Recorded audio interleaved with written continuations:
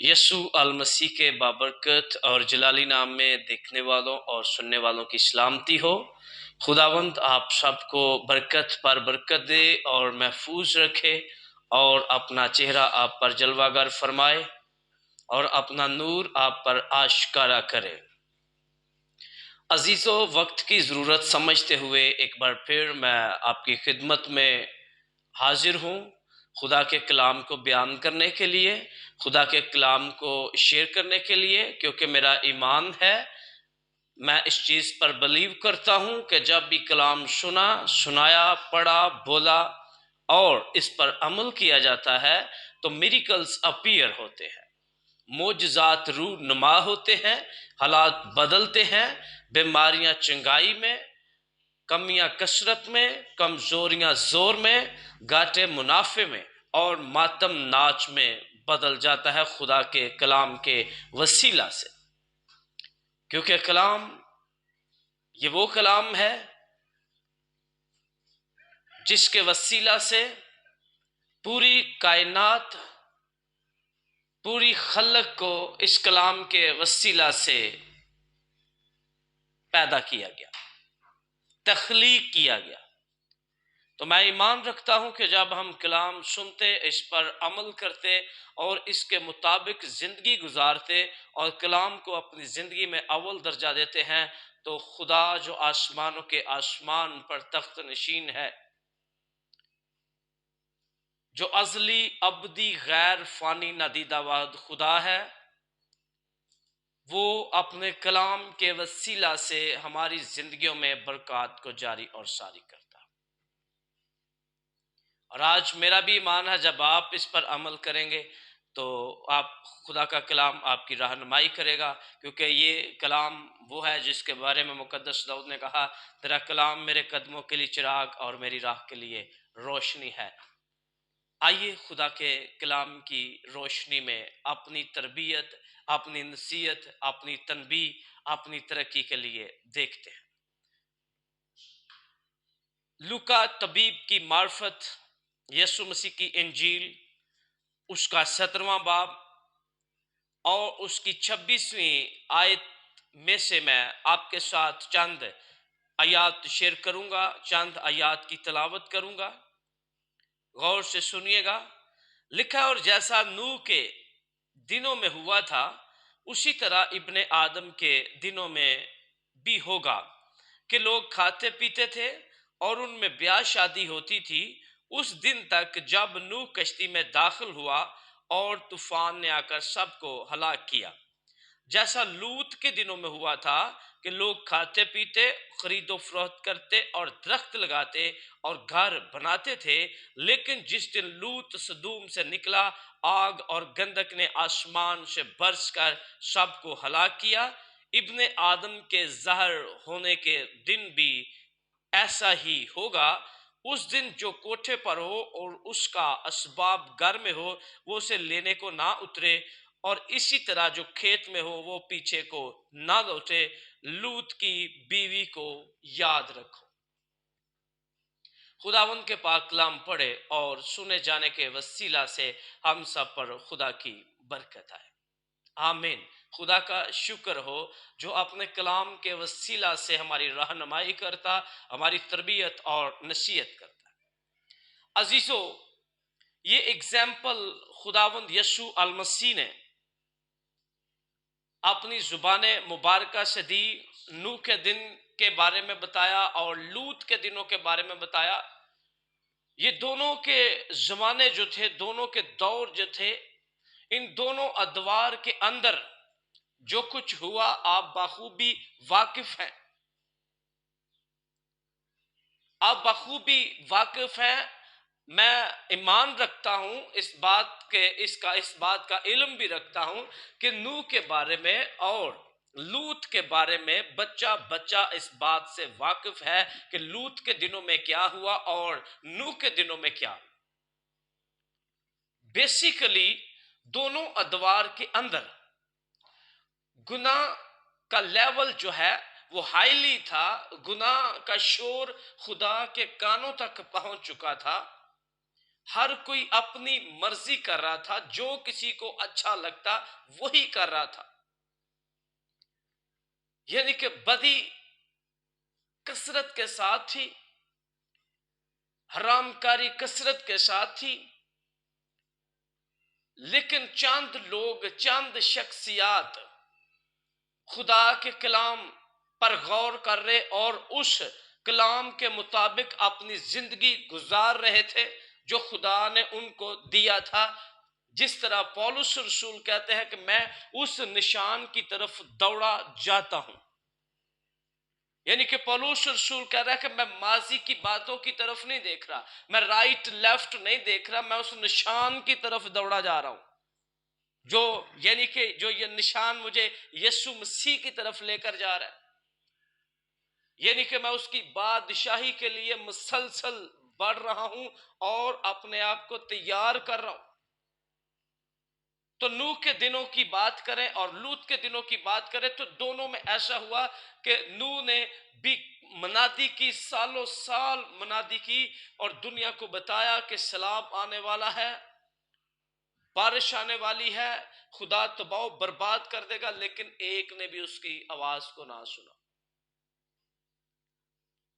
बल्कि उस पर हूटिंग करते रहे।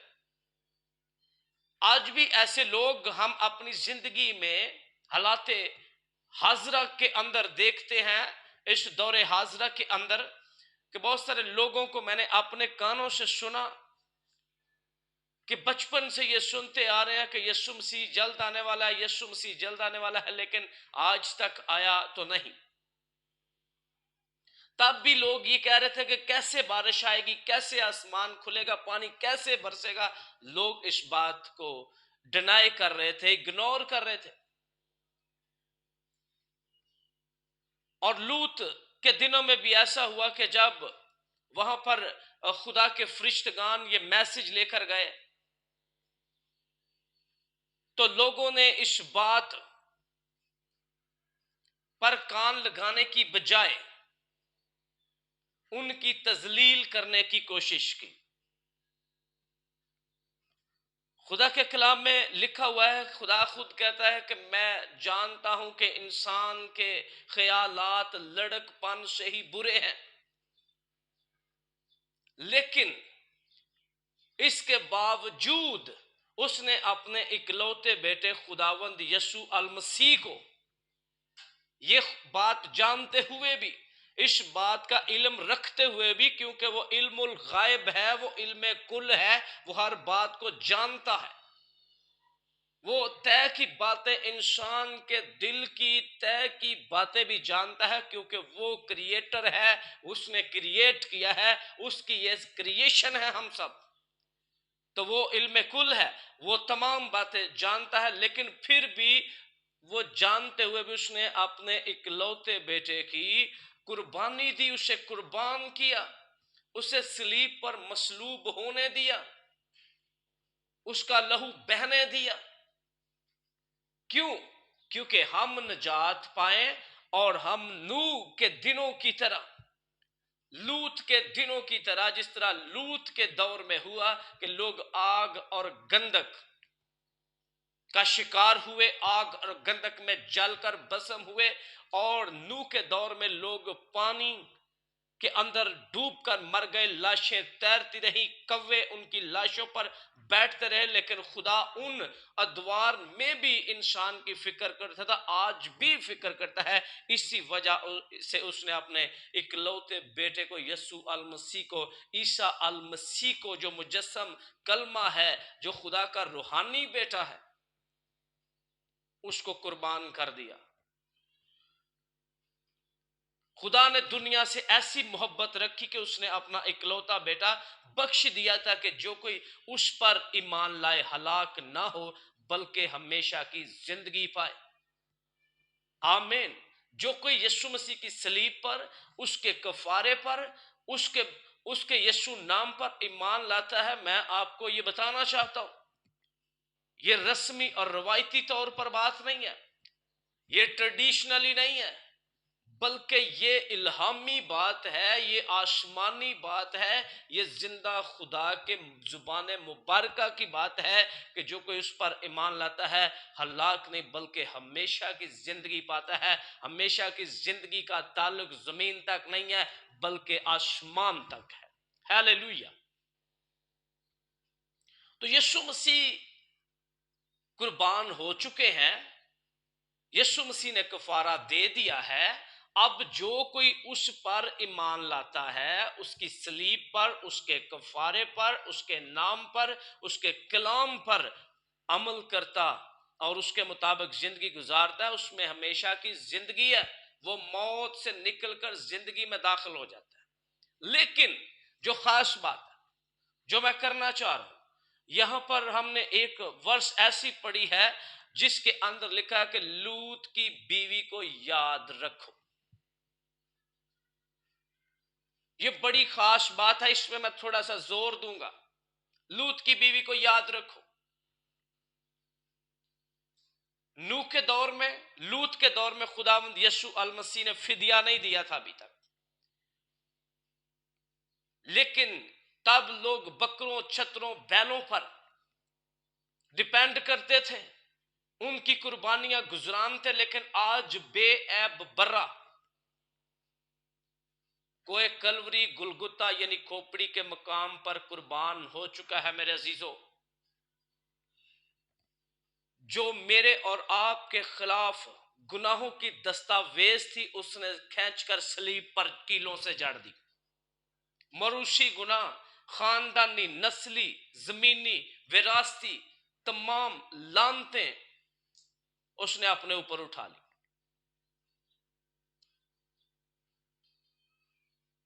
उसने तमाम गुनाह जो जिनका जिनका जो जिनका अजाला हमने खुद भरना था, वो यीशु मसीह ने अपने ऊपर उठा ली। वो लानतें, वो तमाम गुनाह, वो तमाम बदियां। खासुल खास बात यह है कि जब हम जानते हैं कि यीशु अल मसीह कुर्बान हुआ मेरी और आपकी खातर, उसने मुंह पर थकवाया, कांटों का ताज पहना, कोड़े खाए, मुक्के खाए, जलीलो ख्वार हुआ मेरे और आपकी गुनाहों की खातर। वो तो बेऐब था, वो तो पाक था, उसकी जात में तो गुनाह था ही नहीं। वो मेरी और आपकी खातर जो है वो सलीब पर चढ़ा और उसने कफारा दिया। तो जब अब कफारा हो चुका है, गुनाहों का कफारा खुदावंद यीशु अल मसीह ने बेश पाक और बेऐब लहू के वसीला से मेरा और आपका कफारा दिया है। हम गुनाहों से आजाद हो चुके हैं। पर फिर भी बहुत सारे लोगों का जो ध्यान है, उनकी जो सोचे हैं, उनके जो ख्याल हैं, अपने माजी के गुनाहों की तरफ हैं। जिस तरह पौलुस रसूल कहते हैं कि मैं उस निशान की तरफ दौड़ा जाता हूं, मैं पीछे की तरफ नहीं देख रहा। तो आज बहुत सारे लोग जो हैं उनका कुफारा हो चुका है, उनका फिदिया दिया जा चुका है, उनके लिए यीशु मसीह कुर्बान हो चुका है, लेकिन उनका ध्यान जो है, उनकी सोचे ख्याल जो है उनके माजी की तरफ है। लूत की बीवी को याद रखो। जब आप तौबा करते हैं, यीशु मसीह के नाम का बपतिस्मा लेते हैं, चर्चिस में जाते हैं, आप खुदा के कलाम को अपनी जिंदगी में उसके कलाम के मुताबिक आप चलना शुरू करते हैं, तो आपको पीछे देखने की जरूरत नहीं है, अपने माजी की तरफ देखने की जरूरत नहीं है, बल्कि आपको नेक्स्ट लेवल पर जाने की जरूरत है। अगले दर्जे पर खुदा के कलाम के वसीला से, दुआ करने के वसीला से, पाकीज़गी के वसीला से आपको नेक्स्ट लेवल पर जाने की जरूरत है। ना कि आपको एड़ियां रगड़ रगड़ कर पीछे की तरफ जाने की जरूरत है। लूत की बीवी को याद रखो। लूत की बीवी का रेफरेंस खुदावंद यीशु ने खुद दिया कि लूत की बीवी को याद रखो। क्यों याद रखो? क्या जरूरत है लूत की बीवी को याद रखने की? मैं आपके साथ शेयर करना चाहता हूं। जब वहां पर मैसेज भेजा गया फरिश्तगान के वसीला से, सदूम और अमूरा में, जब सदूम और अमूरा को खुदा तबाह बर्बाद करना चाहता था। आप इस सारी स्टोरी से वाकिफ हैं, आप बखूबी वाकिफ हैं कि वहां पर जो है वो खुदा और लूत के दरमियान जो बातचीत हुई, वो आप उस सारी बात से वाकिफ हैं। लेकिन जब तबाह करने की बारी आती है तो खुदा के फरिश्तगान उसे कहते हैं कि जल्दी से अपने घराने को ले, अपनी फैमिली को ले। लूत को कहा गया अपनी फैमिली को ले और जल्दी से यहां से निकल जा, दौड़कर, ताकि वो आग और गंधक जो बरसने वाली है उसका शिकार ना हो जाना। और उनको एक खास शर्त रखी गई, उनको एक खास ताकीद की गई, नसीहत की गई, उनको एडवाइस की गई कि जब यहां से निकलना है तो पीछे मुड़कर नहीं देखना, आगे की तरफ जाना है, नेक्स्ट लेवल पर जाना है, पीछे मुड़कर नहीं देखना। अजीजों, ये बड़ी खास बात है, लूत की बीवी को याद रखो। अब ये जो उनको नसीहत की गई लूत को और उसकी फैमिली को कि यहां से निकलना है तो पीछे मुड़कर नहीं देखना, लूत और उसकी बेटियों ने इस कलाम पर जो फरिश्तों के वसीला से उनके साथ किया गया था, उन्होंने मुकम्मल तौर पर अपने आप को ओबे कर दिया, ओबीडियंट हो गए। द वर्ड ऑफ गॉड जो उन्होंने सुना, फरिश्तगान के मुंह से जो हुक्म निकला कि पीछे मुड़कर नहीं देखना, वो मुकम्मल तौर पर उन्होंने अमल किया और उन्होंने पीछे मुड़कर नहीं देखा। लेकिन लूत की बीवी जो है, लूत की बीवी को याद रखो। लूत की बीवी जो है, इसने उस कलाम की, उस आयन की, उस हुक्म की भी जो है नाफरमानी की और इसने पीछे मुड़कर देखा। और पीछे मुड़कर देखने की वजह से नमकस्तून बन गई। हम समझते हैं कि ठीक है, खुदा के खादम कलाम करते हैं, पादरी साहिबान कलाम करके चले जाते हैं, वो अपना फर्ज निभाते हैं, आगे माने या ना माने ये हमारी मर्जी है। लेकिन जो खुदा के कलाम को रद्द करता है, खुदा उसे भी रद्द कर देता है। जो खुदा अपने खादम के वसीला से, रसूल के वसीला से, नबी के वसीला से, मुबश्शिर के वसीला से, उस्ताद के वसीला से कलाम करता है, उस्ताद, मुबश्शिर, रसूल, नबी, खादम, उस्ताद, मुबश्शिर, अपना कलाम नहीं सुनाता, वो जाते अक़दस, जाते इलाही का कलाम सुनाता है। उस पर अमल करना जो है वो कुली तौर पर आपका फर्ज है, जिम्मेदारी है, और वो आपकी नजात, आपकी शिफा, आपकी बहाली और तरक्की के लिए है वो खुदा का कलाम। तो लूत की बीवी ने ये सुना था कि पीछे मुड़कर नहीं देखना, फिर भी उसने पीछे मुड़कर देखा और नमक का स्तून बन गई। वो क्यों देख रही थी पीछे, क्या वजह थी? उसका वहां पर उसके बहन भाई थे, उसके भाई वहां पर जो है वो मुकीम थे सदूम और अमूरा के अंदर।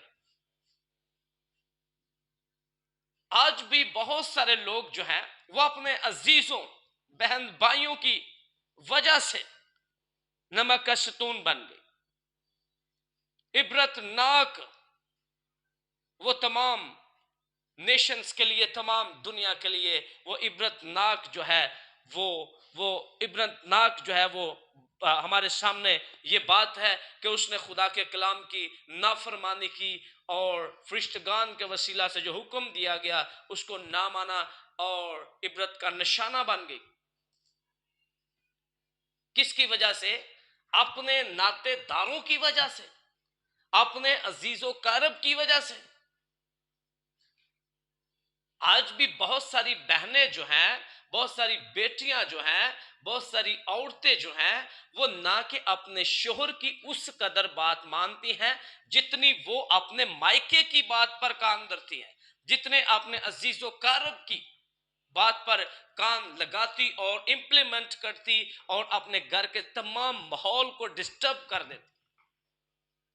हालांकि वो कलाम मुकद्दस के अंदर लिखा है, पैदाइश की किताब के अंदर जब हम पढ़ते हैं तो लिखा है कि मर्द अपने माँ बाप को छोड़ेगा और अपनी बीवी से मिला रहेगा। ये एक साइड है। दूसरी साइड ये है, और क्या होगी, उसकी बीवी की रगबत अपने शोहर की तरफ होगी। वो मुकम्मल तौर पर उसकी रगबत जो है वो अपने शोहर की तरफ होगी, यानी कि शोहर उसका लीडर होगा, शोहर की तरफ उसका झुकाव होगा, वो शोहर की बात मानेगी। शोहर जो है वो सारा, खुदा के कलाम के अंदर लिखा है कि मर्द औरत का सार है। तो जो सर लीड करता है पूरी बॉडी को, तो पूरी बॉडी दिमाग को लीड नहीं करती, बल्कि दिमाग जो है वो पूरी बॉडी को लीड करता है। तो उसने अपने जो सर था उसकी बात को ना माना, बल्कि तरजीह दी अपने बहन भाइयों को, अजीजों कारब को। एक और शख्सियत की बात करना चाहता हूं, अब्राहम जो ईमानदारों का बाप है, उसको भी जब कहा गया, खुदा ने उसके साथ बात की, खुदा ने उसे बुलाया तो उसे कहा कि अपने नातेदारों को छोड़, अपने नातेदारों को छोड़ और जिस मुल्क में मैं तुझे कहता हूं जा, वहां पर जो मैं विजन देता हूं उसके मुताबिक चल, जो मैं मंसूबा देता हूं उसके मुताबिक चल। तो अब्राहम ने खुदा की बात को माना, लूत की बीवी की तरह नहीं किया। अब्राहम ने अगर खुदा की बात को माना, उस विजन के मुताबिक चला, तो आज तक जो वादे खुदा ने उसके साथ किए थे, आज तक हमें जमीन पर वो वादे खुदा के नजर आते हैं। खुदा ने उससे कहा था कि तेरे वसीला दुनिया की तमाम कौमें जो हैं वो बरकत पाएंगी, ऑल नेशंस ब्लेसिंग को रिसीव करेंगी। क्यों? क्योंकि उसने खुदा की बात को माना, खुदा के आयन को तोड़ा नहीं है। हम क्या कहते हैं, खुदा की बात को माने या ना माने, खुदा के कलाम के ओबीडियंट हम बने ना बने, इसको अपने आप को ओबे करें या ना करें, लेकिन अजीजों का रब रिश्तेदारों की रसूमात रवायात पर हमने जो है वो इंटरफेयर भी करना है और अपना टाइम भी वेस्ट करना है, अपना पैसा भी वेस्ट करना है, अपने घर में डिस्टर्बेंस भी बनानी है और बरकत से महरूम भी रहना है और खुदा को नाराज भी करना है। ये वतीरा है, ये प्रॉब्लम है आज का, ये आज का प्रॉब्लम है। तो अजीजों, लूत की बीवी सबक अमेज है हमारे लिए। जब हम छुड़ाए जा चुके हैं, निजात मिल चुकी है, तो हमें हमें अपने दोस्तों की वजह से, अपने अजीजों कारब की वजह से, बहन भाइयों की वजह से अपनी रूहानी जिंदगी का बेड़ा गर्क नहीं करना, अपनी दुआया जिंदगी को खराब नहीं करना। क्योंकि जो बुलावा आपकी जिंदगी में है वो आपकी बहन की जिंदगी के अंदर नहीं है। जो बुलावा आपकी जिंदगी में है वो आपके चाचा की जिंदगी में वो बुलावा नहीं है। मैं इसकी भी एग्जाम्पल आपको देना चाहता हूं। खुदा ने अब्राहम को बुलाया था। जब खुदा ने अब्राहम को बुलाया, उसे कहा कि अपने नातेदारों को छोड़ और चल जहां पर मैं तुझे कहता हूं, जो मुल्क मैं तुझे देता हूं वहां पर जा। लेकिन अब्राहम भी लूत को अपने भतीजे को साथ ले लिया और तकरीबन जब तक लूत अब्राहम के साथ रहा, खुदा ने अब्राहम के साथ भी बात नहीं की, क्योंकि उस विजन के अंदर लूत शामिल नहीं था। वो विजन खुदा ने अब्राहम को दिया था। तो जब तक लूत अब्राहम के साथ रहा, खुदा ने उसके साथ बात नहीं की। जब उसके चरवाहों, उसके दोनों के नौकरों के आपस में झगड़ा हुआ, दोनों अलग हुए, जब जुदा हो गए, तो फिर खुदा ने बात की और अब्राहम ने वहां पर कुर्बानगाह बनाई। लूत की बीवी को याद रखो, लूत की बीवी अपने भाइयों की वजह से नमक का सतून बन गई और इबरत का निशान बन गई तमाम दुनिया के लिए। तो आज भी अगर आप आप छुड़ाए जा चुके हैं, आपने बपतिस्मा ले लिया है, आपने निजात पाई है, आप खुदावंद यीशु मसीह में नए मखलूक हैं। तो वो नाक की सीध पर चले। मसीहत का मतलब यही है कि नाक की सीध पर जाना और स्लीप की तरफ अपनी निगाहें रखना, ना कि आप राइट लेफ्ट के तमाम मामलात में इंटरफेयर करें और कोई आपकी लाइफ में इंटरफेयर करे, बल्कि आप यीशु मसीह में नए मखलूक हैं, आप खरीदे जा चुके हैं। आप यूं कहिए पौलुस रसूल के साथ मिलकर, अब मैं जिंदा ना रहा बल्कि मसीह मुझ में जिंदा है। हालेलुया। खुदावंद आपको इस कलाम के वसीला से बरकत दे और आपको नेक्स्ट लेवल पर इस कलाम के वसीला से लेकर जाए। खुदा का कलाम हमेशा ही जब हम इस पर अमल करते हैं, इसके मुताबिक चलने की कोशिश करते हैं, तो खुदा का कलाम हमें नेक्स्ट लेवल अता करता है। रूहानी तौर पर, मुआशी तौर पर, दुनिया के तमाम पोर्शन, दुनिया के अंदर रहते जिंदगी के तमाम पोर्शन में खुदा ब्लेस करता है। नई कुवत, नया जोर, फ्रेश अनाइंटिंग के साथ, तब जब हम खुदा के कलाम पर निगाह करते और उसके कलाम के मुताबिक चलते और माजी के गुनाह, माजी की बदियां, माजी के दोस्त, माजी के नातेदार, रिश्तेदार जो गैर मबूदों को पूजते हैं, जो सियानों के पास जाते, जो मैल नोशी करते, जो शराब नोशी करते, गाली गलोच देते, हम जब उनकी शादियों में जाकर नाचते हैं तो हम वैसे बन जाते, हम खुदा को नाराज कर देते हैं। कुछ लोगों का ये आंसर होता है, वो ये दलील देते हैं कि हुण दुनियादारी भी तो फिर नाल रखनी है ना, दुनियादारी दुनियादारी भी तो हुण है ना, दुनियादारी छड्ड नहीं सकते। दुनियादारी ने कलाम में लिखा हुआ है कि दुनिया के हम शक्ल ना बनो, बल्कि अकल नहीं हो जाने से अपनी सूरत बदलते जाओ। खुदा का कलाम कहता है दुनिया के हम शक्ल ना बनो, बल्कि अकल नहीं हो जाने से अपनी सूरत बदलते जाओ। अपने नातेदारों, अपने पुराने जिंदगी के दोस्तों, अजीजों कारब की वजह से अपना रूहानी बेड़ा गर्क नहीं करना। लूत की बीवी नमक का शतून बन गई, लेकिन आज रूहानी मौत हो सकती है। अजीजों, खुदा का कलाम ये तकाजा करता है कि जब का उसका बेशकीमत बेऐब पाक लहू मेरे और आपके लिए बहा, तो हमें उसके लहू के वसीला से उसकी सलीब की तरफ हमने दौड़ना, अपनी उसकी आमद के लिए अपने आप को तैयार करना है, उसके उसके कलाम के मुताबिक चलना है, ना कि हमने माजी की तरफ देखना है। अगर पीछे से आवाज़ें आती हैं तो इग्नोर करें, अपना कान खुदा की तरफ लगाएं, अपना कान उसके कलाम की तरफ लगाएं, ताकि खुदावंद इस कलाम के वसीला से आपको बरकत पर बरकत दे। आइए अपने सरों को झुकाएं, मैं आपके लिए दुआ करना चाहता हूँ। ज़मीन और आसमान के खालिक और मालिक यहोवा पाक खुदा, तेरे कलाम को जो तेरे मुंह की मीठी और शीरी बातें हैं शेयर किया है, कादर मुतलक खुदा, जितने इस कलाम पर अमल करते और अपनी ज़िंदगी खुदा तेरे कलाम के मुताबिक गुजारते और माजी के दोस्त अजीज़ों कारब को खुदावंदों के खुदा वो अपनी ज़िंदगी में इंटरफेयर नहीं करने देते और वो खुदा निजात पाकर तेरी बादशाही में दाखिल होना चाहते हैं, उनकी बड़ी मदद और रहनुमाई कर। ये दुआ तेरे बुजुर्ग यस्सु नाम में मांगते और पा लेते हैं, आमीन आमीन। God bless you all. खुदावंद इस कलाम के वसीला से आपकी रहनुमाई करे, आमीन।